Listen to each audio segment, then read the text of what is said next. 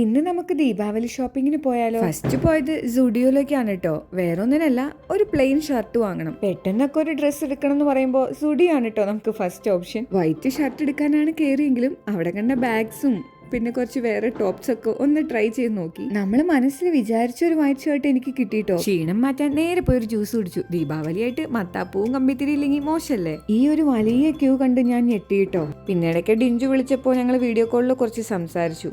പിന്നെ കുറെ നേരം ഉണ്ടല്ലോ ഈ വലിയ ക്യൂ അവിടെ വരെ എത്തണ്ടേ. ദീപാവലിക്ക് വേണ്ടി കുറച്ച് പടക്കവും കമ്പിത്തിരിയൊക്കെ വാങ്ങാൻ വേണ്ടിയിട്ടോ ഇത്രയും വലിയ ക്യൂ. എന്തായാലും സാധനം ബാംഗ്ലൂരിൽ വന്ന ശേഷമാണ് ഞാൻ ദീപാവലി ആഘോഷിക്കാൻ തുടങ്ങിയത്.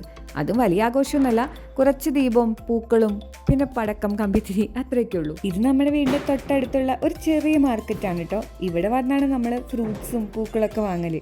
ഇതുവരെ കഴിച്ചിട്ടില്ലാത്തതുകൊണ്ട് ഈ ഒരു മുന്തിരിയും നമ്മൾ അവിടെ നിന്ന് വാങ്ങിച്ചു. അപ്പോൾ ദീപാവലി വിശേഷങ്ങളൊക്കെ ആയിട്ട് നമുക്ക് പിന്നെ കാണാം. ബായ്.